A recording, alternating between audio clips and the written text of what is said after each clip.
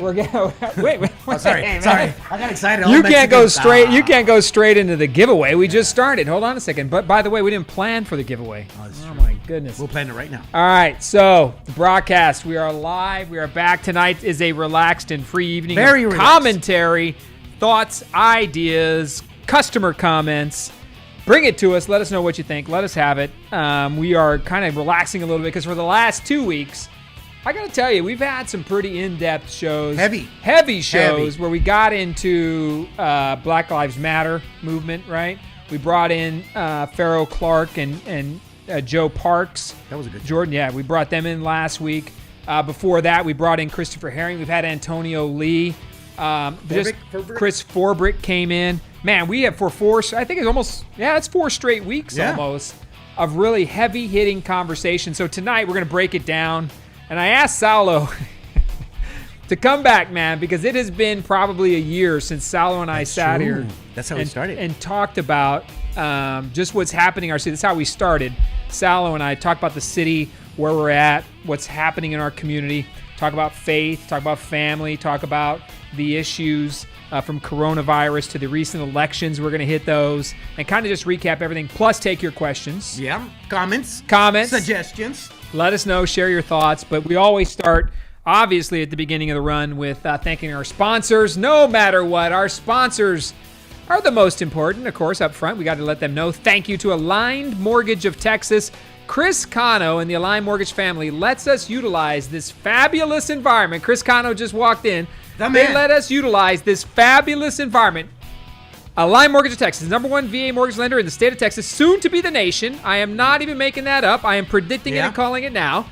But if you are a veteran, you've got to call Aligned Mortgage of Texas. I don't care where you are across this nation. Give them a call. Let's go! There it is. I love it. Whoa. Utilize your VA benefit. You serve this country. You might as well own a piece of it. And if you are spending your money, renting, or doing anything else, you must call VA Loan, Aligned Mortgage of Texas. Reach out to us and let us know.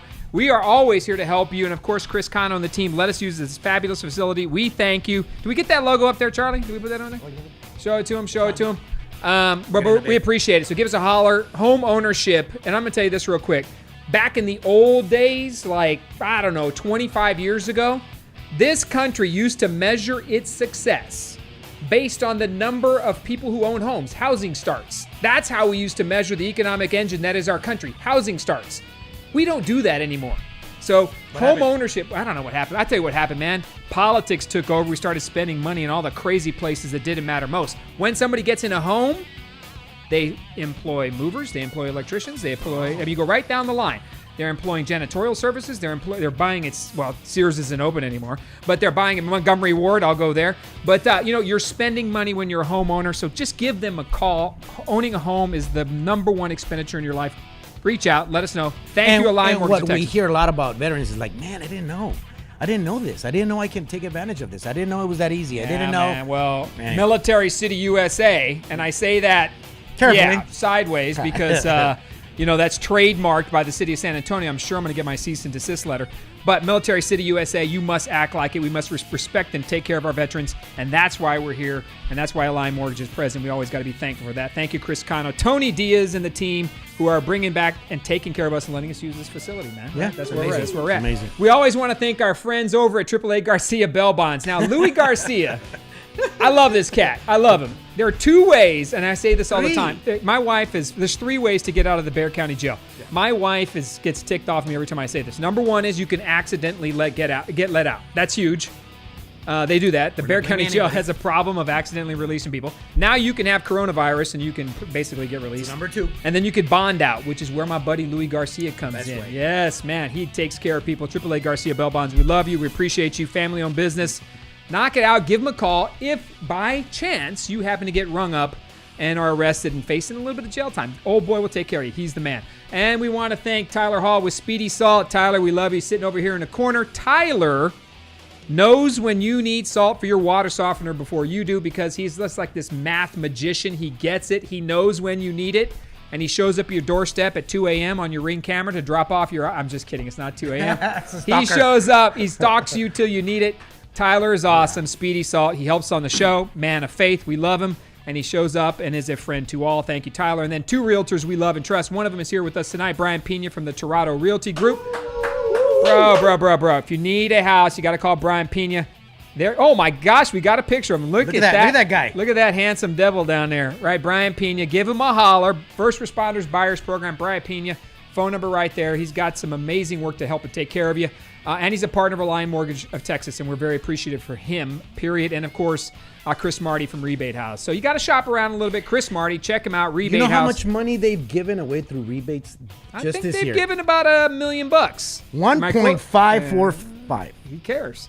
And they're aiming for $3 million by the end of the year. Yeah, and little competition never hurt anybody. Little Brian Chris competition. Reach out to them. Give them a call. Try them both. Competition is the hardest success. There's enough houses in the region. There's. All right, thank you to all you who sponsor us. Now, Sal and I, it's been a year since we sat down and talked about what the heck is going on in our city. We have a lot of questions and comments, things that are happening all over our community. And let's start with Salo. I got to ask you this one. Oh, my goodness. I'm nervous now. Brother, it's a Latino question. Oh, that's racist. Saulo. It's racist. I'm already racist, man. I'm already in trouble. Saulo. Guess who? You got to tell the crowd, who did you hang out with, my friend? Bob. I can't say his last name because that's absolutely terrible. Yeah, I know. I can't say it. I know. Not that I can't say it. The CEO of Goya Foods. Okay, so last week you went and visited the CEO of Goya Foods. Yeah. So if you follow the news, you know that politically speaking, this has been a hot button subject. Julian Castro, Alexandria Ocasio-Cortez came out live and began a boycott of Goya Foods, a staple in Latino households across. Because why? Because the CEO praised President Trump.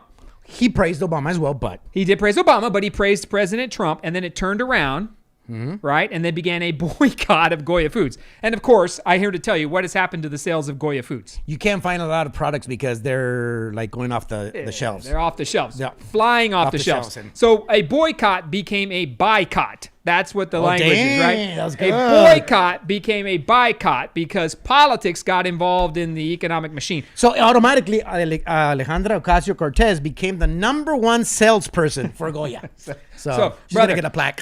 You're Latino. Let's. She gets a plaque. She gets a plaque. We're gonna send her a plaque. Oh my gosh. We're gonna send her some beans. Let's talk about this, brother. Let's send her some beans, some canned beans. All right, Julian Castro. You know we've been there. We've talked about this guy before in the past. Yeah. From a Latino perspective, talk to us about, does this guy represent the Latino community? No. And AOC, who said, by the way, that all Latinos are Afro-Latinos. What the heck? Yeah, she said they're black. Oh, that's true. Remember, she said that. Yeah, she said that. Yeah. So, never held a real job. He's been an elected official his entire life. Has he ever eaten beans? Yeah, I don't know. From Austin, right? He eats kale tacos. I'm just kidding. That's a bad joke. I don't know that to be true. I don't know that to be true. But he looks like a kale taco eater. But look, you destroy, right? So you're going to boycott because you're upset at a Latino-owned business, multi-billion-dollar business, global business.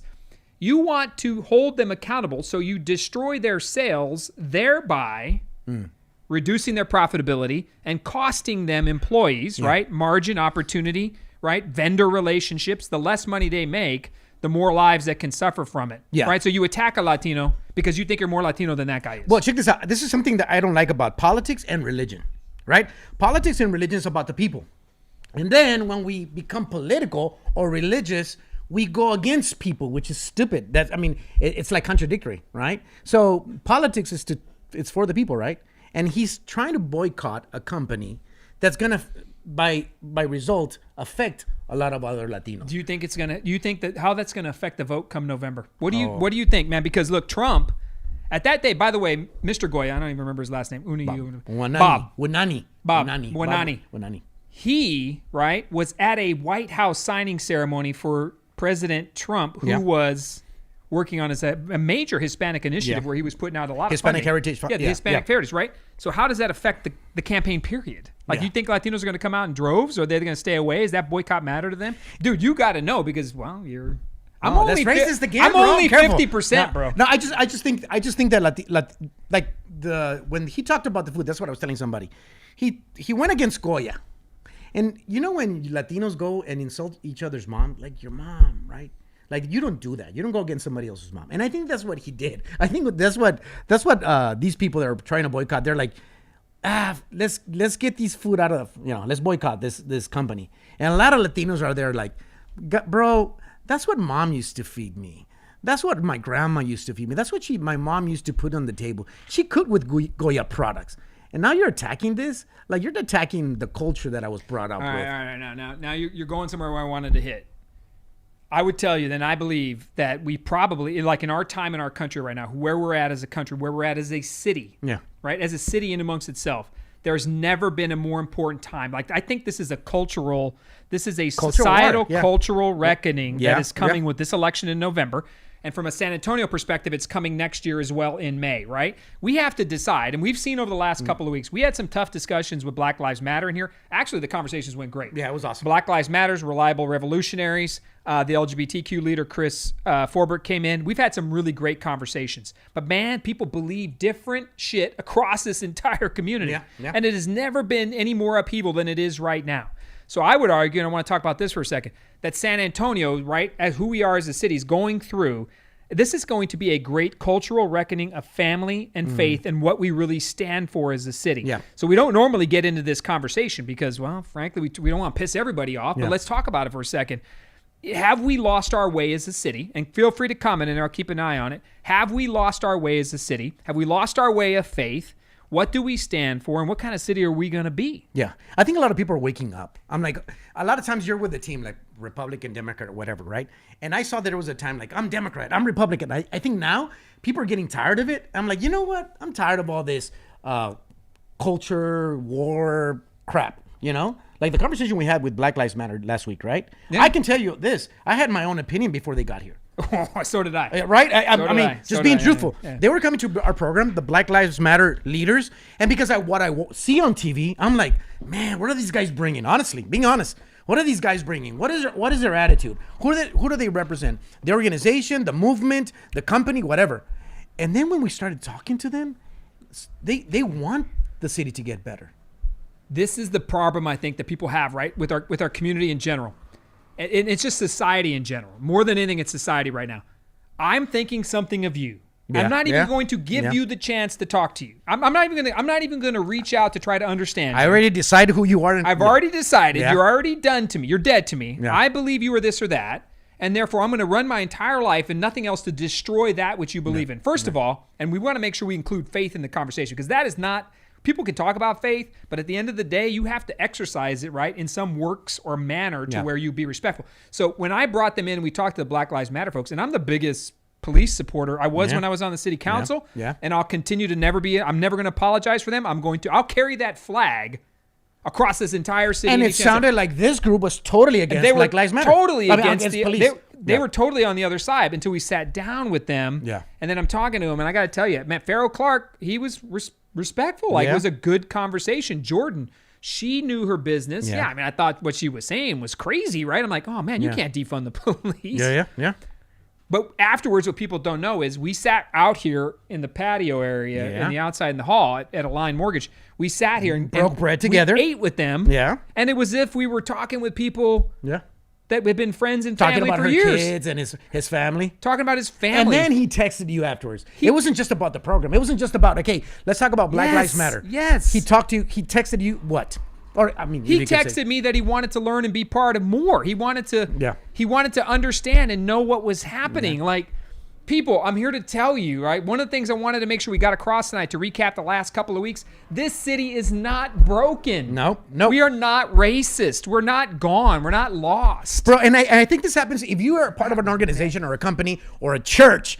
Sometimes the smallest group are the ones that complain the loudest.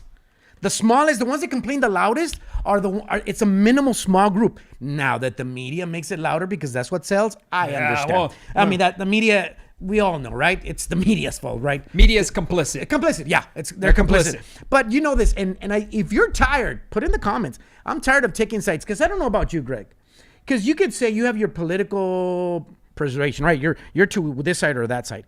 But does it get to the point that you get tired of having to talk like we're on a particular side and not of the other, or that I hate the other side. Because sometimes I fall into that when I talk about politics. Well, when I get into the politics, I mean, I'm doing it right now. Like, you can't in this. So one thing I would want, like if I was to sit there and say it could be different, is that we're okay with each other making mistakes and not being right all the time. Yeah. And not any one person has the answer to all of it. Yeah. Because you can't. So I immediately fall into political mode, which is a defensive mode. Yeah. I think, and we have to be honest, because we all fall into that. Oh, yeah. We all fall into like, I'm right, you're wrong. And I say this all the time. Sometimes I love my opinion more than I love the person that I'm talking to. If that has happened to you, if that has happened to you, put it. It is true, because I'm admitting this right now. Sometimes I'm more concerned about my opinion than hearing you, than valuing you as a person. And so what I would challenge after the last couple of weeks of really getting into the Black Lives Matter movement, reliable revolutionaries, listening to the comments. I got another good friend out there. His name's Mohammed Russell. He comments on the thing, and man, the people come after him. Yeah. But he says what he believes, and he's a good man, and he cares. He cares. The path is different from him. So all of us, I think, are trying to get to this great city mentality, this great community. We all want this great community at the end of this thing, but all of us are coming from these massively different angles, right? Yeah. And it's all working. So all of us come from different angles. But when I look at what I've learned from the Black Lives Matter piece and the defund SAPD, folks, I know after meeting and talking with these people, Salo, if we don't put out there what we believe and stand up as equally challenged, right? Come out to them and stand up for what we believe in and put out our thoughts, they're going to win every time. Yeah. Man, because the silent majority overwhelms, and this is the key point, right? The silent majority overwhelms the organizations right now that are boycotting and trying to defund. Okay, let me ask you a question. How do you balance this, Greg? Right, you ran for mayor. You were in the city council, right? And you love politics. How do you balance? And this is a hard thing for me from the church point of view. I want to be loving. I want to be caring. I want to be understanding. I want to be able to put up with those people that are difficult to put up with, right? Mm-hmm. But there's also something that you need to do. Sometimes you sometimes you post something and people are like, "Come on, Greg, why are you being so divisive?" and I start thinking like, "Man, look at what they said about Greg." But I'm like, yeah, we need to be careful. We need to be loving and accepting. But there's this aspect of speaking truth to power. How do you balance that? Well, I tell you, one of the number one people who tells me I'm divisive is my wife.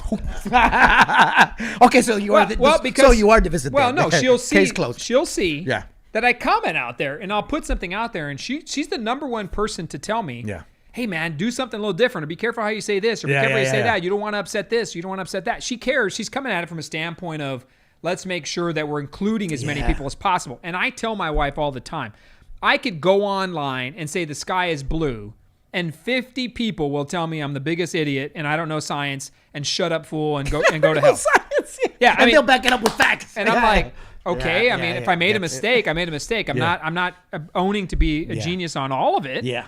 But I have my beliefs, and if they're wrong, they're wrong. Like it's not the end of the day to me.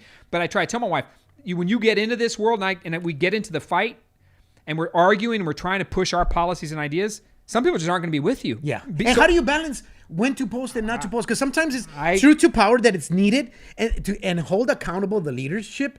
But also there's a point where because sometimes there's some topics I'm like, whatever. You know what I mean? Like this COVID thing. I think everybody right now has heard masks are good, masks are bad. Everybody's masks are good, masks bad. Okay, we need 6 feet, stay away, stay home, go 6, out. 10 feet, we go out, we go to church. Everybody, you know what I mean? So now I'm like, I don't want to talk about this because I know people are emotionally compromised. So that's a topic I'm like, you know what? I'm not going to talk about that because I do have my own opinions of this pandemic. But anyway, how do you balance when to say something that needs to be said? Is there something you use to gauge if you say it? Okay. Sometimes, you know what? This is the problem. I think this is a problem with where the other side of our arguments, right? Because look, I'm on the other side of Black Lives Matter. I am, right? Okay. From their policies. Let's be clear. Not the intention. Not the intention. You got to be careful nowadays. You got to be careful. Not the intention of Black Lives Matter. I will sit here all day long and say Black Lives Matter 110%. But the process by which they're trying to obtain their policies and goals, I completely disagree with, right? So I can sit there and I think to myself, well, I don't want to exactly say what I really think. And this is the problem with all of us. And every one of you posting on here, I know you go through it. Anybody who's going to watch this today or tomorrow, whenever, I know you go through this process. Yeah. Well, I'd like to say what I really think. But I'm not going to, right? Yeah. Because I don't want somebody showing up at my house protesting on my front yard. Or I sure would like to say this to you, but yeah, you know what? I don't want to piss you off and I don't want to get into it. So I go through that same kind of, it's like a regression piece. Like, I go through the math. Let me analyze it. I say, well, if I say this, I know I'll get 80% will love me, 10%. And I did it today, right? Like I posted something today and a lot of people are saying, hey, you're full of it. You don't know what you're talking about. And a lot of people are with me. It's just, you sit there and you try to do the calculus. And by the way, nobody's an expert on really anything anymore because the opinions are so varied and different now that once you say it, right, you've got a problem. And the COVID is a perfect example of a split community. Can I tell you some gossip? Yeah, what do you got? I got some gossip, guys. I got some good gossip about COVID. Sure. Hey, I'm gonna say it. Okay, check this out. True story, Scott's honor, whatever that means. But anyway, I talked to a guy today. He went to get tested for COVID a few days back, right? Names will not be mentioned to protect the guilty. But he went to get tested for COVID. It's a person you know. He was so scared. He calls, bro, we can't meet because I've got COVID. I'm like, dang, he called me a few days ago. I got COVID. I'm like, all right, bro, go to sleep. All right, go quarantine, whatever. Anyway, but then he said, then 3 days later, he calls me. He says, bro, I don't have COVID. And like, what happened? And this is what he told me today. He says, I went to the doctor and they told me there's an ordinary test that I can take. It costs this much. And the probabilities of that to be certain is 30%. And this is what he said. It costs this much. And where I was, there was a lot of people taking that test. And it costs this much. And the doctor told me it's 30% chance that it's correct. That it's, there's an error rate. Error rate. 30%. He says, wow, really? And he took it. He tested positive. They put him up. Another one tested for positive. All right. And he's like, man, 2 days later, he feels good. And he goes back to the doctor, right? Because he knows people, right? He goes to the doctor and he says, so what type of testing are it? Well, you can also take this test, but this test costs this much. And the probability is like 90% accurate or whatever. What do you think? He doesn't have COVID anymore. He doesn't have COVID, right? He came back negative. I'm like, really? He says, yeah. So I'm free to go. So today we're I've read some of that. No. So, and this is hard, right? Because anecdotally, you go on social media. Exactly. And you have a lot. You have a lot to learn. Yes. Right. There was somebody today on the on one of my posts who was giving me grief because I'm not a scientist. Yeah. So everybody's learning, right? Yeah. You go back and forth. You try to figure out things. You try to learn and you read, and it takes time, and everybody has to understand that. But one thing I hear anecdotally across the board is, man, there are differing level of tests. Mm-hmm. The results and what you're hearing from place to place is just as important. It's just as different from shop to shop. Whether you're getting this rapid test, which has a 30% error rate, or you get to go get a molecular test or an antibody test or an antigen test. There's 15 different tests you can take, and all these numbers are getting co-reported, right? And in that, when they're getting mingled and co-reported and they're together, it can cause problems. So one of the things I posted today was, look, at the end of the day, just be upfront and clear about where the numbers are, right? That's the best you can ask for because the policy is being driven by numbers that nobody is, certain where they come from. Right? And there's a trust factor with government. I don't give a damn who you are. I don't care if you're Ron Nuremberg, you're Donald Trump, you're Greg Abbott. People genuinely don't believe politicians. Yeah. Ray Rodriguez says the psychological damage is incalculable. Man, amazing, Ray. You know what I call it, bro? I call it panic porn that we're experiencing today. It's panic porn. Like, we want to be panicked. Give me some more. This is horrible, but I want to see it again. This is why I missed Saulo. Panic porn. But it's true, man. Yeah. You can't. So I went and got a COVID test. You did? Yeah, I did, man. When? I got one like 2 weeks ago because I was near near somebody. Did you pay this much or this much? I paid that much. Okay. But I went and got the test. In 48 hours, I got the response back. I was near somebody. I sat near somebody that was. That potentially I was near them for a few minutes. So I went and did it, out of abundance of caution. I wear a mask out of abundance of caution, but not right now because this is my brother from another mother. So if we get it, we're going down together. But I feel so special. I'm not. If I get the COVID from you, I'm okay. Right. But look, you don't know. So were you scared when you took it? Honestly, did you go in there like? Were you scared that something was going in your nose, or were you scared that you could have had it. I was scared that something was going in my nose more than anything. But what really freaked me out is the stigma. Yeah, totally. Right? Because you have to go in there and get the test. And they see you. They see you, and it's like, hey, man, that's Greg Brockhouse, Hey, man. Nobody knows who I am. I'm messing with you. Be honest with me. Did you not tell me or other people because of the stigma? Yeah, for sure, man. Dude, you don't want to be the guy, right? You don't want to be patient zero. I actually did not qualify. None of the criteria required me to take a test. Charlie was lucky because he was out of town. Yeah, so but I was just being uber careful, right? Like I was just like, man, I got to give it a shot. But it wasn't. I mean, I went through the city's testing thing online, and it gave me a no. Don't go get tested. So it wasn't anything that I was doing out of a requirement. You were being cautious. I was just being cautious, plus curious. But at the same time, can you imagine, right? Like you're the guy you're the guy in line going into the restaurant. They pull out their magic wand to take your temperature, and they click you, and you got 101.5, and everybody else behind you is waiting to get in the line. I think one of the biggest problems we face, how embarrassed. I mean, you're patient zero, bro. Dang.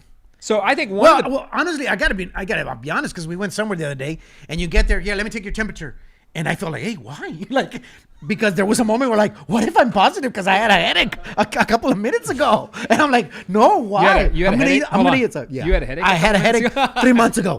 You had a headache when? Yeah, but no, you can't. And I think this is one of the things. So people all the time right now, right? We're going back and forth. The governor's getting run through the ringer, right? Greg Abbott, because he opened the state too soon. Governor Ron DeSantis over in Florida, he is in trouble right now because of the number of cases. So you can go to Georgia. All these spikes that are occurring across the country. Look, it's highly politicized too because we're coming into a November election. I've got to believe too, and I don't know how you do. Comment in the cup. Let us know. I've got to believe, and Velia Mora just said the stigma is real. The hell yeah, it's real. Yeah. If you it is big time real. But is any of this politically motivated?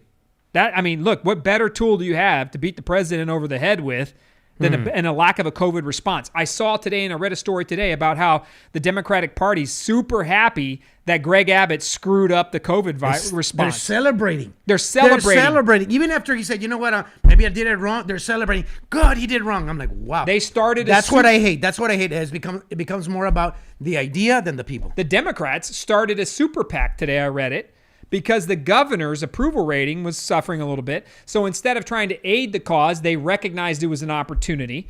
And now they're fundraising off the governor's lack of response, if they want to deem it like that. So it wasn't about teaming up with the governor to make things right. Yeah. So you can talk, but the thing's highly politicized. And I'm sorry, the end game is a vaccine that shuts everybody up.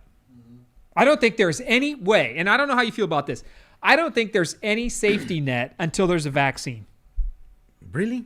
Yeah, because if one No, not a safety net. I think you're saying that until we get a vaccine, the news will come down. Not because it's helping people. The news is a friggin' joke. Exactly, but you're saying that the safety net is a vaccine? Like that's gonna No. The one, yeah. Yeah. Do you think that it's gonna get to the point where what was that stuff with the flu that they given in when the flu got bad? What was that, a couple years ago? They spiked the prices in the. Oh yeah. Oh, in the Tamiflu, right? Some of it could be, yeah, man. You want to talk about big pharma? Imagine the company that finds the cure. Right now, we're in phase 3 testing. Allegedly, I read this yesterday. Phase 3 testing on a vaccine by a company named Moderna.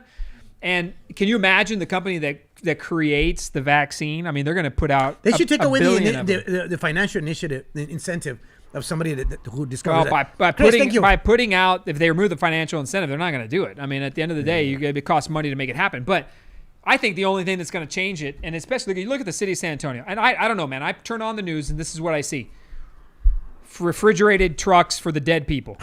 Right? We have too many people for morgues. I can't open my Facebook feed and not see 18-wheeler refrigerated trucks from all the news channels saying we're at max capacity in the morgues, and the mayor and everybody's throwing that out there. So I see that. I see these numbers, right? I see that, you know what, we're going to shut down the city again. People don't, I mean, it's just one thing after the other. And if people say, oh man, well, what would you have done? And this and that, if you were mayor, and you shut up, Greg, you're just a sore loser and all this other crap. But at the end of the day, man, I have a right just to sit there and say, how in the hell? I mean, people need some level of hope and positivity. Yeah. There is no positivity coming out of our leadership. None. I don't go, you can't bring it up, whether it's our media or our leadership from City Hall. There is no positivity. And also, you're talking about we need leadership because There's leadership in telling people what to do, and leadership on leaders telling you how to feel or the attitude towards the problem. Because there's a lot of COVID stuff happening, bad things, right? But I see nobody reporting some good stuff. I don't see anybody reporting, you know what, these people are recovering from this, recovering from that. There's some, we don't hear the positive news. Denise said right here, Denise Friccione said, CEO of Methodist said they don't need the trucks, right, for the morgues. Part of the problem is, right, and that's, you want to talk about scare tactics. Let's talk about that for a second with the COVID response from the city. Why on earth is the city rolling out the use of refrigerated trucks like that because the morgues are out? It's a scare tactic. Yeah. That's what it is. Yeah. And the reason that the trucks are a possibility is because of the lockdown on funerals, right? And look, one death is one death too many. That we all agree on that. So you can't come over the top and say, oh, Brockhouse is okay with 80 dead children from COVID and this and that. And no, that's a crock. Nobody wants anybody to die from COVID-19. But do you really believe, right? Put it in the comments. Do you really believe in these death rates and these totals that are coming out of our elected officials? A lot of people don't.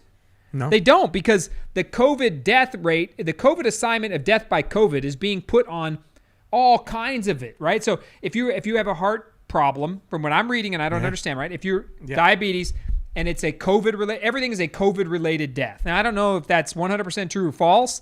I'm not a hospital administrator. I don't know. Maybe that's something we should look into and find out how you classify what is a COVID-related death. Yeah. But in this particular case, I don't think people believe anything that's coming out. Well, they of said government. that last week, seven men died in Chicago. COVID bulletproof wounds. No. Well, I'll tell you this. One of my friends recently passed away, like last week, and I asked the family members, and they said, well, he had this, they had this, and then they said, yeah, but it was COVID. Yeah, that's what I'm saying, and man. I'm like, okay. And Lyndon put in here, no funerals with social distancing. I went to a funeral for a World War II veteran, right at the peak of a problem here in San Antonio when our first wave kind of came through. And everybody was in their cars. Everybody was in their cars in the church parking lot. People honked. They had a flatbed trailer. The pastor got up, the reverend got up and spoke on a microphone, and everybody stayed in their cars and they conducted the funeral. Wow. You knew him. Willie. So the funeral was more than capable of being conducted and held. You can't get within 6 feet of each other. I understand. But you know what? The trucks and they're everywhere right now. You want to talk about scaring families and scaring people? Panic porn. That is panic mode, man. And I'm not, look, it's a wonderful political tool. I get it. It's probably, if anything, keeping Ron Nirenberg afloat right now because he can walk out there and say, hey, look, nobody's listening to me, but here's these refrigerated trucks for the dead people because we're that messed up. And San Antonio, by the way, we're a racist country over here with BLM. This in the city of San Antonio and our San Antonio Police Department, a bunch of racists. They can tear down the entire system down there and criticize all of it at City Hall. Yeah. Right? And that keeps people frozen and scared. And so what do? Nothing. Yeah. Right? They don't even vote. They don't come out. They do zero. Yeah. Zero. Christine That's says the city. Christine says the insurance companies get more money if they have COVID on their death certificate. Yeah, read that. Yeah. Me too. Read that too. Denise, somebody was asking about opening schools back up. Science. Think about that, Greg. You think schools opening back up? You think they should or not? I think what? Okay. Let me before. I heard that Northside and some other schools are pushing now. Before you answer, do you agree that a simple question like that, you have to rethink how you answer? Because there's people willing to say, how dare you not care about kids? Yeah, you know what? My kid's going in the 6th grade, and my wife and I have talked about it. I worry for teachers. Let's be honest here. We should worry for teachers. Yeah. Their exposure level is going to increase, right? Because they're around, at that point, 23 kids, but in a socially distanced classroom, it's half of that, maybe 12 kids. But they still got to go into the shop. They still got to go and do it. So I worry for teachers, right? They're on the front line of that one. And they don't know what those kids are doing at home and therefore what their parents are doing, right? The number one concern I have is what other people are doing when I don't know, right? Like, I don't know. Yeah. And when I walk into QT, man, I mask up when I go into QT. It's the law now. But I put it on because I think you do have to exercise, obviously, and it's not that much to ask to put the mask on, but I will exercise that for the community. And that doesn't bother me. I don't get too concerned about that. I will tell you this. I don't care for the mask, but honestly, I've been wearing it with my wife just to be considerate of other people, because I've read so much stuff. You get, and people are worried. Yeah, they're worried. And I I'm lay that at the feet of the media. Yeah. And the leadership of our city, right? Because their goal is to scare the ever-living crap out of you, and nothing ever positive comes out. So you know what? Into submission. Sure, people are scared to death, Yeah. and it's because of the messaging coming out of City Hall and the media. That's why they're scared. So I put the mask on because people are legitimately scared, and I respect that. At the end of the day, I think it becomes a parent's choice, especially in the first 2 months when you go back to school. Yeah, you know, first 2 months. So I would be okay if people don't send their kids back. To do the distance learning. And I think that's probably the wiser move. Yeah. Because the fear factor across the city is off the charts, man. Across the nation. Right? It's off the charts. And if people are legitimately afraid, they're worried for their kids, you give them the leeway. It's parent choice. If we did it for the last 3 months of last year, I don't think it hurts for the first 6 or 9 weeks to say, let's play it uber safe. Yeah. Some schools are allowing kids to come back, and others are and allowing a combination. I think a combination is fine. Guys, the reason I was asking Greg about how does he, if he's overcautious when he's gonna answer something like that, is because of something I'm trying to challenge myself, right? And I talked to my wife about it, because sometimes you read stuff and you're like, oh, these morons, right? And we start arguing, and then I become what I hate. I become that person that's always arguing and, you know, trying to flex their brain or whatever, right? I hate being that. I want to challenge you. I want to challenge you to talk about two people and say, okay, before I write something that's going to debate somebody, check your heart if you're doing it just because you want to beat them or because you want to prove something that will help them. And this was something I tell my wife all the time. Either we're talking about politics or religion. Stupid when people talk about religion, they're arguing theological concepts, and the religious or theological ideas is to help people, for God to step in their lives and bless them. How am I going to be talking about a theological concept trying to make somebody feel bad about what they believe? So check yourself. I'm challenging myself. It's hard sometimes. It's hard because sometimes I want to be like this, and it feels good. It's an intoxicator, right? When you win an argument. Yeah, it feels really good. It feels very... It's like a drug. So look, I'm coming at them. To wrap up the COVID thing. Yeah. Somebody said, hey, Greg, masks aren't the law. I mean, you're right, but it is it's a county mandated ordinance. You could be fined for it. I think we all have to be concerned about it. I personally think the answers of this are long gone. The things we could have done at the beginning, isolating, right? Contact tracing. People have real concerns with contact tracing. There's a lot that goes into what leadership could have done, but I think the biggest conviction we're going to learn out of this when it's all said and done is the actual, the death rates. Yeah. The infection rates, the measurements, and the tools we've utilized to make sure the data is right, and then our response to that. Yeah. I think what we're going to learn probably at the end of it is that we destroyed an economy, families in the world, right? We destroyed it over something that may be with us very well for the rest of our lives, off and on, until a level of herd immunity is reached, until people understand the value of plasma, until we understand how we can control it, or a vaccine is there that perhaps has an efficacy that helps us where it's 70 or 80% effective. Or maybe just after the elections. Yeah, or after the... As simple as that. On November 3rd. On November 3rd, all of this dies. A lot of stuff dies. COVID is cured after the elections, right? Okay. So, hey, Calliope, how do you say this name? Calliope. That's a cool name. Calliope says, I can relate. I backspace and delete a lot. If you can relate with what she just said and I said, put in the comments, yes, I backspace and I delete. Do you backspace and delete a lot? When I'm about to type something up? Yeah. Do you do a lot? Yeah. You're like... I probably go through multiple iterations. So, yeah, I do. I'm going to admit something. Even my wife, I'm going to say it right now. Oh, shit. I've done this to my wife, and she's done it to me. That we post a comment, and she reads it from a different perspective, or I read it from a different perspective, and we're like, hey, delete that. No, she sends me all the time and we're like, stuff. Like, I know. My wife does. It's weird, but it's kind of cute. My wife does. My wife does it all the time. Okay, election results. Let's talk about, so COVID-19, look. Yeah. To wrap that whole thing up, you know what? You can't beat the ever-living crap out of each other. We have to understand the world we're living in and do the best we can. Get as much information as we can. This guy, Denise says, I can't relate Joshua all the time. Okay. Michelle says, I'm working on it. And Joshua Payne says, I can relate. I can relate. Hey, I'm working on it. Okay. Continue. All right. The election. So we just came off the recent elections. We want to recap some of those. So the Republican and Democratic primaries just closed out on July 14th. We've got some races coming up in November. It's going to be huge. This is a transformative election for the nation. Oh, my goodness. And the city. The biggest. Right, the county. Yeah. They always say it's the biggest. This is. That's why. Nah, That's what I was going to say. This is the biggest. This was the biggest election. Because yes. you can imagine, man, these Democrats and Republicans coming at it, it is going to be massive. So locally, let's take a minute, talk about the winners and the losers. So on the Democratic side, we saw Chairwoman Monica Alcantara. She won re-election.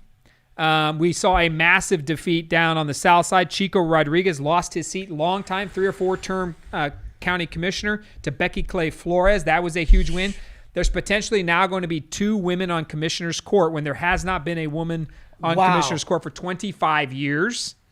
I think women. Diversity does matter in our politics. So I think it's a huge positive that we're going to have a female representation on the court. Trish DeBerry on the Republican side bested Tom Rickoff. Amazing lady. Yes, yes, totally. John Austin beat Cynthia Brem. That's impressive. Crazy. The embattled. New blood. I'll say embattled because that's the nicest way to put it. The embattled Bear County Republican chair. The entanglements. This is our table. This is our table. Did you hear about that, Will Smith? Yeah, I know about the Will Smith red table talk. We'll close out with that one. But Cynthia Brem lost 62-38. It was a huge defeat. John Austin came in and won that. And then Tony Gonzalez, which is a very interesting race. By how much? Tony Gonzalez in Congressional District 23. Well, first off, congrats to Mauro Garza. 1-2. In Congressional District 20, he won 60-40. So the broadcast got involved in a couple of races. The broadcast did. We endorsed Mauro Garza. Win. Trish DeBerry. Win. Tony Gonzalez. Win. So all 3. Woo! Now, Tony Gonzalez in Congressional 23 is winning by 7 votes. 25,000 votes cast. Who was the person that did not win? Because I hate you saying the other word. 7-vote margin.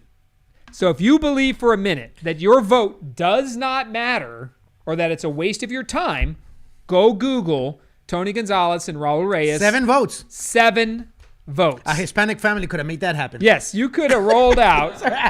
You know that. What? That's eating out one restaurant one more time and handing out 10 business cards. It's knocking 20 more doors. Perspective. When you're that close to winning the seat, 7 votes. 7 business cards. 7 votes. So that's going to go to a recount. Really? Automatic recount. They have to. And then Tony Gonzalez is up in a chance to take on Gina Ortiz-Jones, the Democratic nominee. That's going to be hard. It's going to be a hard one. She's got millions. Yeah. She's got millions. And the Democrats are charged up. Mm-hmm. They're charged up to come to the race and really bring the fight. That's replacing Will Hurd. Republicans have to come together to have any shot in the world of taking out Gina Ortiz-Jones. But Tony Gonzalez up by 7 votes. Hell of a race. And all that's leading into what we're going to see in November. News the other day, Brad Parscale's out. Did you see that? What the heck? As the campaign manager. He's the digital guy. Okay. That scared me, bro. Hey, scared me. But Brad's no longer the campaign manager. That's true. What do you think? That's just strategy. Sometimes it doesn't matter. As long as he's still in the room, I'm okay with that. You think all right, let's handicap it right now. We're right after the runoffs for the primary, so we're done. Yeah. The field is set for November. We got some big races. We'll talk about what comes after that and a few more things we want to get us on the ballot. What do you think where the president's at right now? He's faced some better than ever. No, better than ever. Why would you say that? Better than ever. Why would you say that? Okay, for example, the polls. Let's talk about the polls. Everybody knows the polls suck, but let's put it in perspective. ABC calls you up and says, hey, this is ABC calling, and people know that anybody wearing a MAGA hat or supporting the president is going to be called racist or is going to be called names or whatever. So ABC calls, hey, this is ABC. We want to know who you're going to be voting for. And I'm like, you're voting for Trump? No, going for Biden. You know, because people are smart enough to understand that, yes, the COVID handling was they could have been better, but I don't think people really blame the president for COVID. They don't blame the president for BLM. He's handled it wrong? Yes, sometimes. That he didn't react in time? Yes. But I don't think it's that bad in the sense that people are smart to say, you know what? Stuff happens. Yeah, man, I got to tell you. You know, the president's really bungled some of this. Which one? Give me an example. I think the COVID response, it's right down the line, though. I don't think any elected official's immune from not handling COVID appropriately. And it's an unprecedented, out of this world environment. Nobody would have thought about it. And the country as a whole was behind. But that, you know what? It came out of nowhere. It was difficult. You talk about this in January. Nobody really knew it was coming. I think the Chinese withheld a lot of information as well. And then it started spreading. And then the preparation levels are across the board. Yeah. Right? and you saw New York City go upside down. So just like you can hold Mario Cuomo accountable for out of control, I agree. You can hold the president accountable. You can hold Greg Abbott, Ron DeSantis from Florida. You can go right down the line. I think there's culpability on all of them. But like, for example, Cuomo, I challenge his, to me, the president, I think, is just screwed up. You think so? In regards to how he handled it or the timing of his how messaging? I just think I don't know. I think sometimes there's grace in being the gracious winner. Like if you got the power, there's a level of grace sometimes. I think if you have the power, if you don't have the power, you're fighting for it all the time. I'm not saying the president's not going to win re-election. I'm not saying that. I'm just saying I think he's made his path a lot more difficult. Yes. And some of it is out of his realm of control. I give that 100%. I mean, COVID's out of everybody's piece. You think I'm wrong in thinking that in regards to, yes, he could have handled it better, but at the same time, because it's too much, I think he said, you know what, I'd rather not say too much or do anything because it's still going to look bad because it's people's lives. Well, and I think part of being a leader, and people get on me about this, some people will. They'll message me back and say, hey, man, boy, I sure am glad you're not mayor. You don't know shit. And I'm like, well, okay. I mean, that's fine. Fair enough. But leadership isn't that you have all the answers in the room. Yeah. That leadership isn't that you have the answers, therefore you're smarter than everybody in the room. I think that's what we have right now with our current city council and mayor. They think they're the smartest people in the room, and they think they have all the answers. I don't come at it like that. I think you surround yourself with people who do have that, and you're playing chess, man. You're a 30,000-foot chess player, and you're moving the pieces around on the board, right? Putting the right people in the position to make the decisions. That's the leadership call. And I think that's where the president's got a lot of problems. Well, the thing is, when it started, when he started, he was listening to a lot of people. That's what I think. I mean, he was listening to, like Ray says, uncharted territory. It was totally uncharted territory. And when it began, he was giving press conferences all the time. And now it's like... Yeah, but look at this right here. Denise again. His staff needs to take his phone away and take him off Twitter. We all agree with that. I'm conflicted with that one. Gabriel Gregory. Gabriel's on the other side of debates from where I'm at. Great point right here. He says, leaders receive information and act based on the information and facts. Leaders listen to advisors. That's just what we were saying. Yep. The president screwed up when he read the report from the U.S. Army, presented him in March, and didn't care to follow the guidance. So that's what I'm talking about. You have to have that ability. Right? You don't have to know the answers. We've had some dumb people be president. Yeah. And they were our best presidents. Yeah. Because they bring this team of rivals, right? To use Lincoln, right? They hire their weaknesses. And I don't think that's where come on, man. He's going after Dr. Fauci, right? Dr. Fauci is one of the most respected doctors in the nation. Whether or not we think he's got accurate or because look, again, politically, he brought in Fauci, and it started very good. I'm like, let Fauci talk, and then I started hearing Fauci say things differently. I'm like, our politics took over. Yes, totally. Our politics took over. Somebody took over, and now politically, you have a view of Fauci that you may not have had 3 months ago. Yeah. So politics is what's clouding this entire thing. So I think the president's probably made his path a lot more difficult than it needed to be. Hence, I agree. The clearest sign of that is the upheaval in the campaign. But the good thing is you're still going to vote for him. I'm joking. Hey, look at what my wife said. What'd your wife say? It's not easy cleaning a swamp. I don't disagree with that. She understands the president. She's merciful and understanding to the president more than me. Yeah. Anyway, Gabriel Gregory asked too about how this plays into May's city council elections. I do think we said this at the beginning. It's going to be interesting to see what happens in November. Yeah. I think that what's happened in its entirety, right, is challenging our economic system. This response is opening people's eyes to leadership. Yeah. But I don't think you can gauge, right, the electability of somebody based on COVID-19. No. I don't think you can. No. And people can say, oh, man, it's ruining the president or it's helping Joe Biden, right? Like Joe Biden is a true leader in the time of COVID. It's such an oddball that I don't think you can use that to weigh what's going to happen in November so much and in May, more importantly in May in the city council elections. But I think what happens is if this thing goes to the Democrats in the fall and it's a clean sweep, be prepared for a sweep at City Hall the following year. You do think that his chances of winning are less than 2016? Yeah, his chances of winning, I think, are less than 2016? Are reduced. I just think... Than 2016?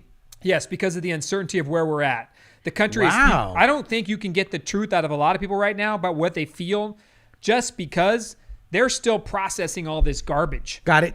And the media is inundated. I don't worry about the people who follow us or sit here and talk about it. Yeah. I mean, they know who they're going to vote for, and they got it. What I worry about is the other 80% of voters who show up that day and said, man, I just watched Wolf Blitzer, and he told me 2 minutes before I walked in, or Jake Tapper, or Don Lemon, or I just walked in, 2 minutes before, and I saw that Donald Trump's a terrible animal. Yeah, I'll vote for Joe Biden. Bro, but it happens on the other side as well. It goes both ways. Let me ask you a question, that's guys. what I'm saying. Answer this. Compared to 2016 and 2020, do you think Trump's got a better chance or less chance? Man, that's a polling question. Put in the comment right now. You think better or worse? Thumbs up than 2016. Thumbs up. Trump has better. Thumbs down. Trump is going to had it tougher. We're just comparing 16 and 20. 2016 and 20. 2016 20. Is he better now or is he less? I think going into May, I think it's going to be very challenging because the environment after the November elections, the financial position of the city, this city for the last 4, 10, 15 years has been on this progressive tilt where it is spending a crap ton of money on projects that aren't basic city services. Yeah. Now that the money's not there, it's going to be interesting to see how the voters view that. 2021 and for our city elections is going to be drastically different because it's going to be held to a different standard. And I don't think COVID-19 is the standard. No. What I think is what's your recovery plan? Like, how are you going to get things fixed and brought out? But it's really back to basics. Yeah. I think that's what anybody who's running back to basics platform is going to be where it's going to be there because it's Brian, better or worse than 2016? Better. Look at these guys. They're answering. Look at this. Man, I got better across. Linda better. Kaloli better. Sierra better. Oh, man. Denise better. I'm on the minority here. Ernest and you are on the minority. Selena's less. Oh, man. True story, man. Trump has a better chance. Selena's with me. All right, Selena, we got to get. Okay, get her a gift card. Walk away, Candace Owens. Hey, gift card. Hey, I'm gonna contradict myself right now. That I'm saying that I don't want to be critical and stuff like that. But I just can't help making fun of Biden. Guys, I don't want to be insulting or anything like that, but Joe Biden gives you a lot of material. I give zero credit to Julian Castro. I do this all the time. And we pick on him a lot. And because he personally, I think, is really the start of the downfall of San Antonio Good politically. comment, Ernest. So I think he's personally responsible for the hyper-partisan environment and the downfall of San Antonio. And I think you could trace it right. And one day I'm going to spend some time talking about it on the show. So it's not just BS or my opinion. I'll map it out for you why. But so I believe, right, when I look at what's happening, right, and I see all of these things with Joe Biden and all these people, at the end of it, the president has one shot, in my opinion, to change the dynamic completely. And that's the debate. If the president gets one-on-one with Joe Biden. Popcorn, get your popcorn ready. If Joe Biden doesn't do, and I'll give you an example. Remember, I don't know if anybody remembers this, when George W. Bush debated Al Gore. Al Gore was the expert. No, that was George Herbert Walker Bush when he looked at his watch. Oh, yeah, sorry. But George W. Bush was a country bumpkin from Texas that nobody thought could be president, just the son of a president, a privileged man. Yeah. Against Al Gore, son of a senator, vice president to Bill Clinton. They got together on a debate stage, and nobody thought George Bush was going to do anything. Yeah. And they thought Al Gore was going to clean the floor with him. And in turn, what happened was Al Gore was huffing and puffing. He was pissed off. He seemed angry to be in the debate with him. And George Bush held his own. And that started a trajectory where people saw Bush as presidential. Now, can Joe Biden hold his own for an hour and a half with whatever you want to say about Donald Trump? That guy's he can debate. You may not like the way he says it or what he's doing, but he will shred you quick. Remember when he told Hillary Clinton? Yeah, because I'd put you in jail. You'd be in jail. You'd be in jail if he was president. Only Rosie O'Donnell. That's the best one. The Rosie O'Donnell. This guy has no boundary, bro. No boundary. So can Joe Biden hang with Donald Trump? And at that point, if he doesn't, are you going to vote for somebody? And Julian Castro, look, give him no credit. I never have. But he called Joe Biden on his dementia. Oh, totally. He basically said, you're right. And how did you, and we gave him crap for it. A lot of people did. But at the end of the day, maybe he was right when he initially said he was inartful in how he said it. It was 5 minutes ago. But you don't even remember what you said 2 minutes ago? So that was Julian Castro, who has no skill set to debate. Like, Julian Castro has no skills. Like, I mean, he can't sit there and carry that message. Yeah. So in a presidential debate, Donald Trump would have treated Julian like, the child he is to compare to Donald. He would have set him on his lap. But Joe Biden couldn't handle that. And can he handle it from Donald Trump? I think that's the president's last really good chance to tear it apart. Trey says he's awaiting to announce VP before he creeps out of his basement and debate. Oh, man, all Joe Biden has to do right now is just sit in the wings and wait. Yeah. But will he come out and debate the president? If the president destroys, I think it's over. I think Donald Trump can win it in a landslide if he handles Joe Biden and Joe Biden exposes himself for what he is, or he comes fully prepared. Let me ask you this. Did you get text, Tyler? Beto? From Beto? Yeah. Did you get text today? Who didn't? Hey, did you get a text from Beto today? Raise your hand if you got a Beto text. Yeah. I got one. Put your hand like he this. He wants to know I'm voting for president. Yeah, I've been talking to this lady all day. I text back, not you. Oh, really, bro? Yeah. I'm telling. Can you tell me the platform you're promoting? Powered by the people, right? So I've been talking to them like all day, and I haven't told them yes or no. He says, look, he says, I'm Melissa with Beto's new group Powered by People. I'm like, which Beto, my brother? Because that's my brother's name. No, Beto O'Rourke is a former congressman. Beto, hey, man, if you ever watch this Beto, which I seriously doubt, please stop sending me text messages. Yeah, tell your people.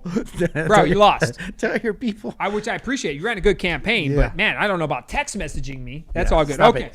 Take it down. So get closer. Let's make sure. We talked about Goya. We hit the Black Lives Matter recap. We talked about coronavirus, the elections, the president, what's happening in the fall.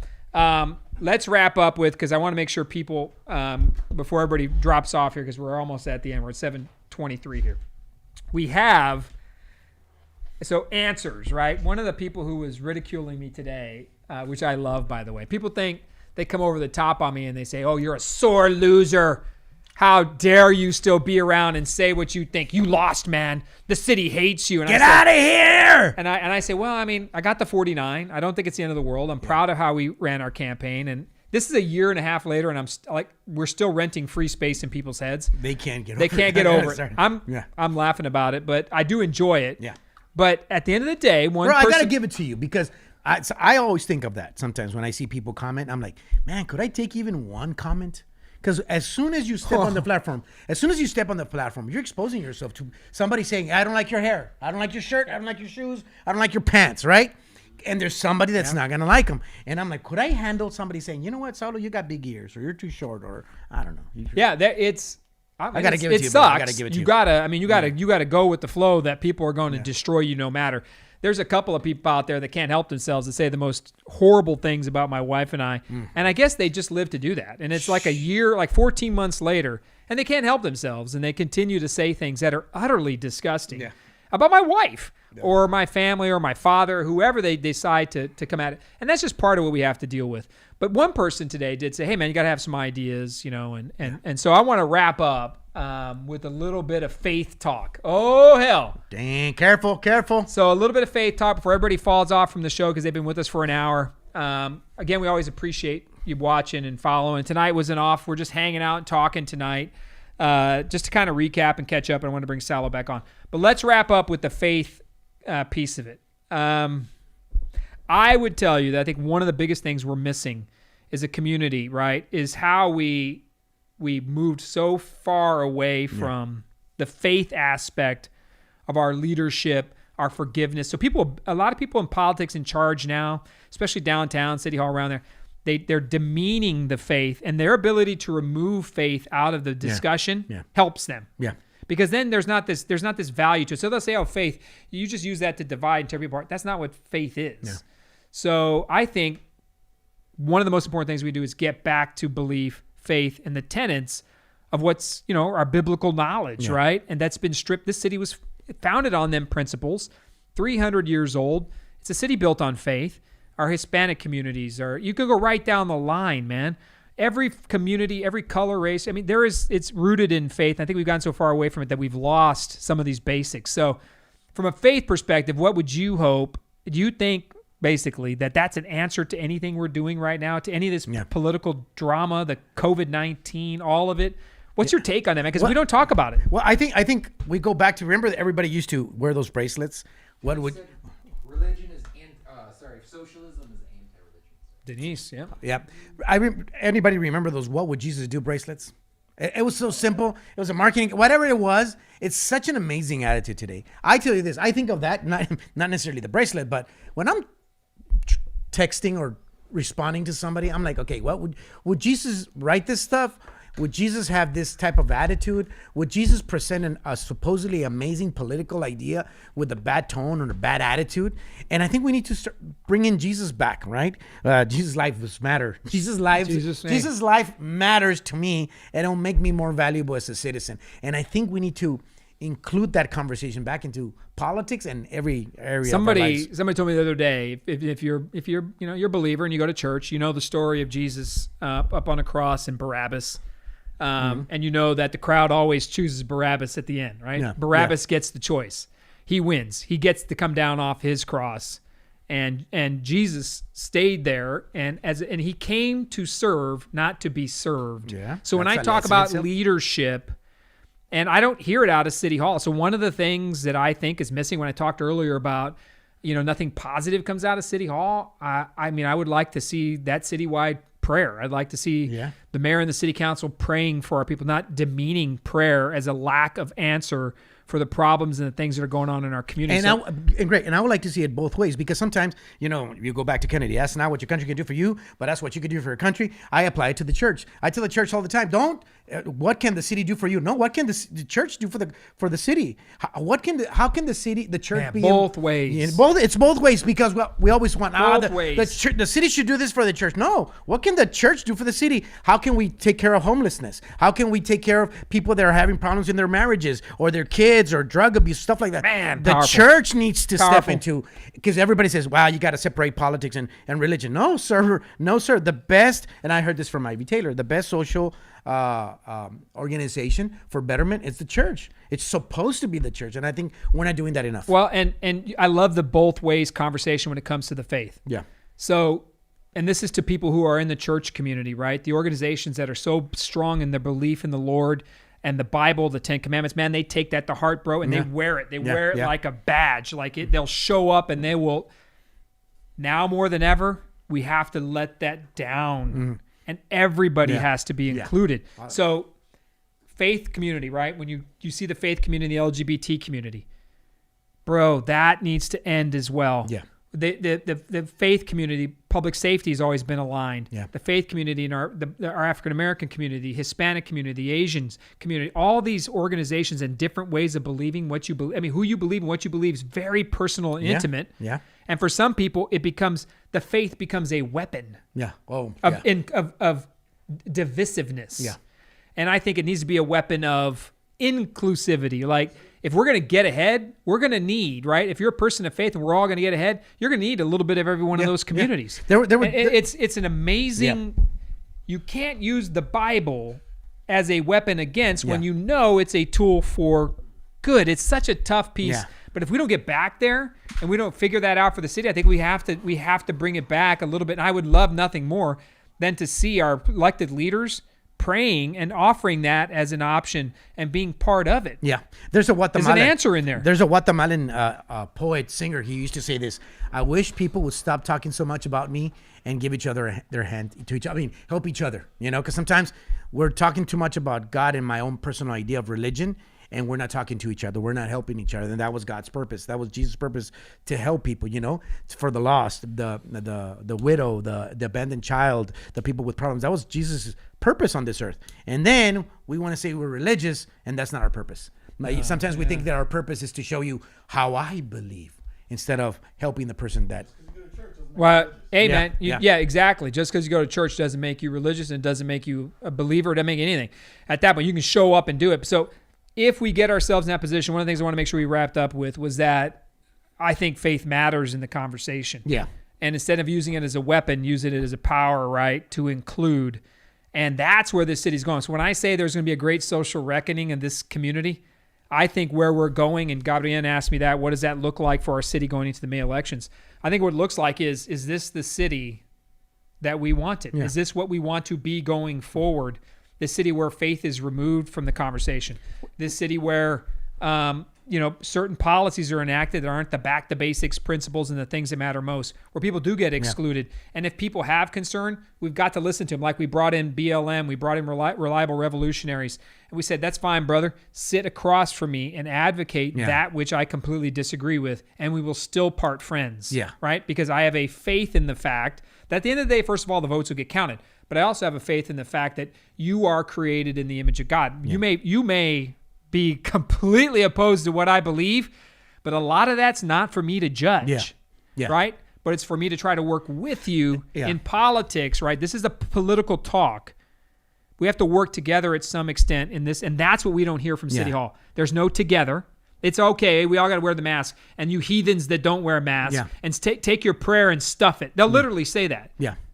The opposition will literally say, take your prayers and shove it. Yeah. Well, Greg, something that you said, why faith? Why do we need to include faith? I was having a discussion with a friend of mine last night, and I told him this. You know why faith is important? Because politics is not enough to change people's hearts. It's not. And we argue politics thinking that if a particular law is passed, then we will be okay. If Trump passes this law, if Biden passes this law, if Republicans win or Democrats win, we will be better as a nation. No, I'm sorry. We will be better as a nation when our hearts change. And the only person that can change our hearts is God. That's why I was having a hard time with the BLM thing. Because everybody was trying, Black Lives Matter, White Lives Matter, whatever, all lives matter. They were having a hard problem. I'm like, it doesn't matter what happens. There's no law that can be passed to change somebody to value somebody else. It's like, I'm going to pass this law and you're going to have to value Democrats.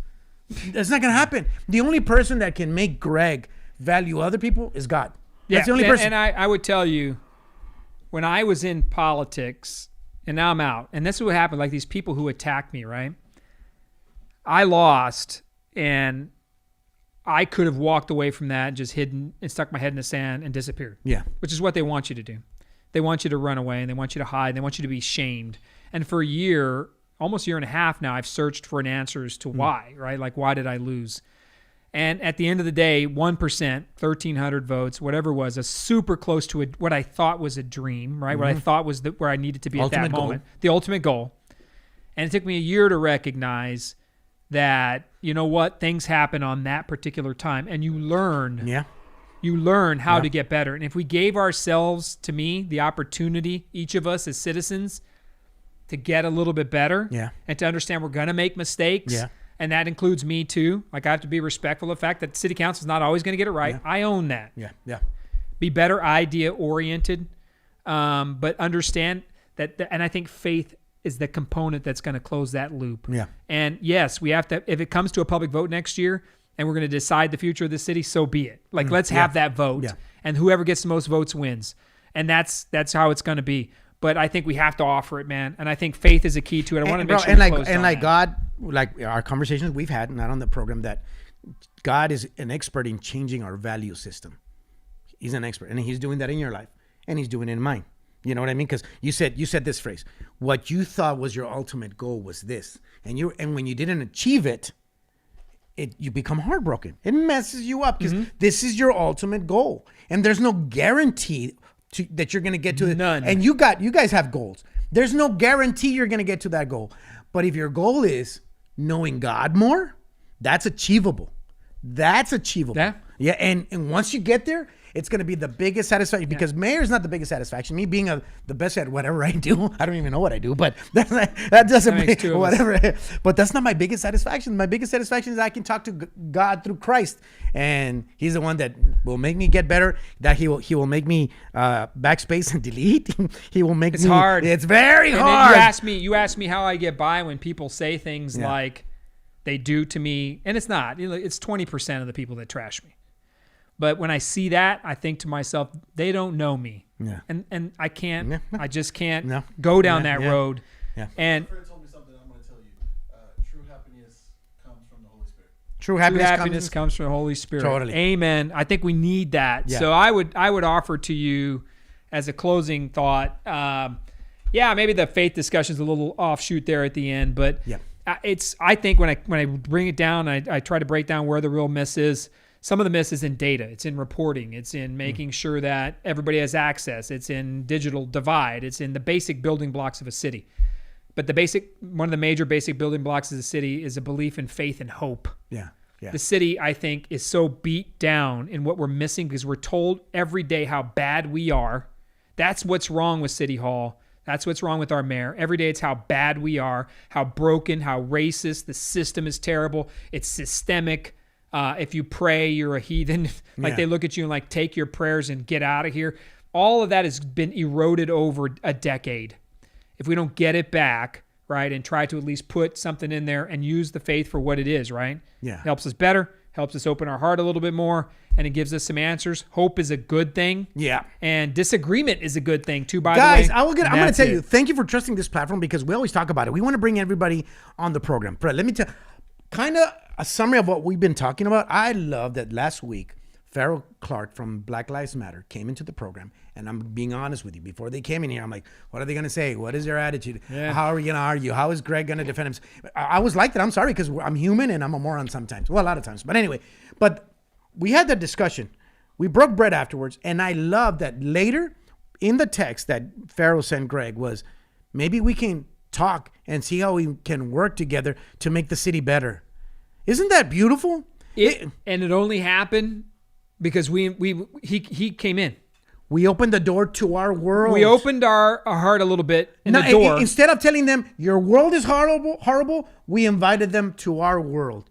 And I think they were stunned too. Like, yeah. All right, well, they came in, right, guns blazing, ready for the fight.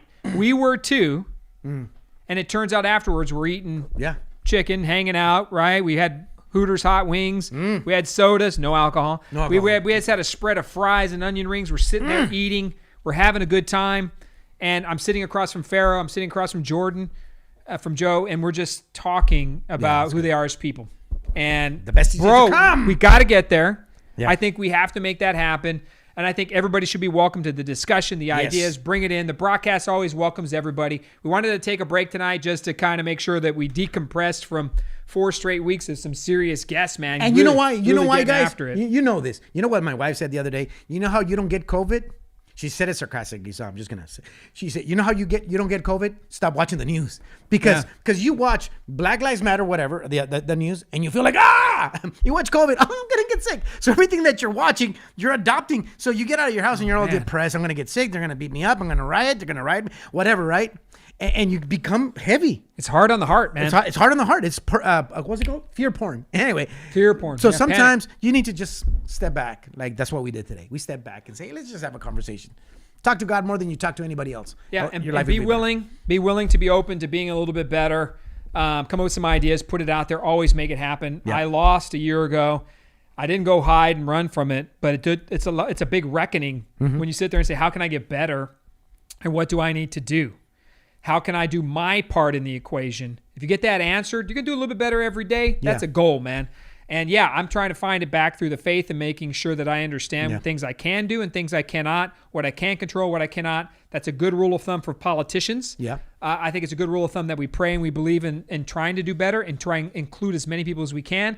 And at the end of the day, you know what? Votes get taken in politics. The decisions go that way, and we should pray for our elected officials. And I know that people are going to say, oh, Brockhouse, man, what are you talking about? We should pray for every one of them for discernment and the opportunity. Pray, and that prayer, right? Yeah, you always want to try to make an enemy a friend, and if it's impossible, then pray that there is some level of discernment so that there's a meeting in the middle of that. So I have no qualms of saying I would pray for the elected officials or a city council or any of it. I'll ask you again. We should. I'll ask you again. Remember I asked you the first time we used to do the program? What was that? If we would invite Ron to the program?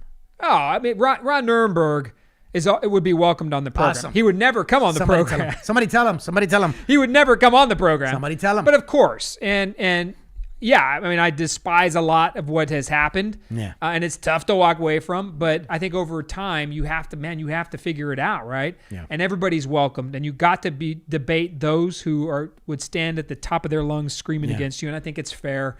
And the votes get counted. There's winners and there's losers, but at the end of it, it's how you lose and how you win and what you do. And people stop trying to attack and tear each other down for not being 100% expert on issues, and just do the best you can. And if we get there, we're going to be better. A little hope, a little faith for San Antonio. Let's get back to the basics and the business of who we are. That right there. Trust God and chill. We appreciate you. Thank you for hanging with us a little bit later tonight. Woo!